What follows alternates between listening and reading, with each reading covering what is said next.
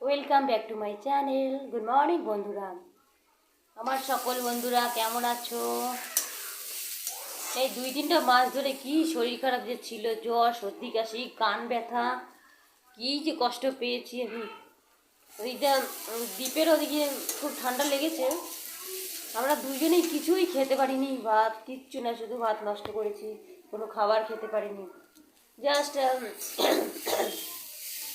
এতটাই শরীর খারাপ ছিল, বেলা 10টার সময় উঠতাম ঘুম থেকে, বিছানায় পড়ে থাকতাম, মানে বিছানা থেকে উঠতে পারছিলাম না। 10টা বেজে উঠতে পারতাম না, কিন্তু ঠাকুরের ইচ্ছায় আজকে আপনাদের ভালোবাসায় একটু সুস্থ আছি, তাই একটু রান্না করছি এখন। কান ব্যথাটা কমেছে, কানের ব্যথাটা কমেছে, সর্দি কাশিটা অনেকটাই কমেছে। বললাম না, সর্দি কাশি হলে প্রায় 1 সপ্তাহ ভোগাবে, 1 সপ্তাহ 1 মাস ভোগাবে, তারপর সর্দি ঠান্ডা মানে ঠান্ডাটা সারে আর কি। আজকে একটু শরীরটা ভালো লাগছে বলে রান্নাবাড়ি করছি। শাক বসিয়েছি, শাক ভাজা করছি, ডাল রান্না করছি। ঠাকুরের ইচ্ছা আজকে একটু শরীরটা ভালো লাগছে, তার জন্য রান্না করছি। কিন্তু এখনো 12টা বাজতে চললো, দীপ ঘুম থেকে ওঠেনি, এখনো বিছানায় পড়ে আছে।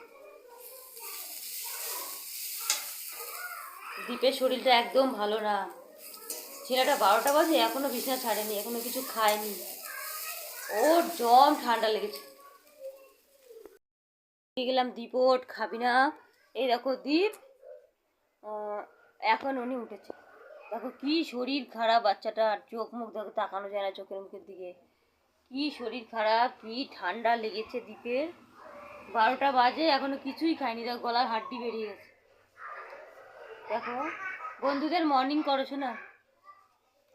হ্যাঁ, দীপের কি শরীর খারাপ দেখো। 12টা বাজে এখনো কিছুই খাওয়াতে পারিনি।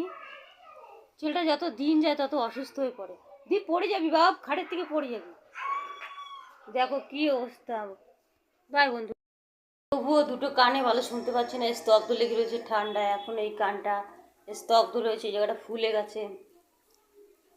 তবু মানে ঠিক আছে মোটামুটি। বাই বন্ধুরা, ভালো থাকবেন।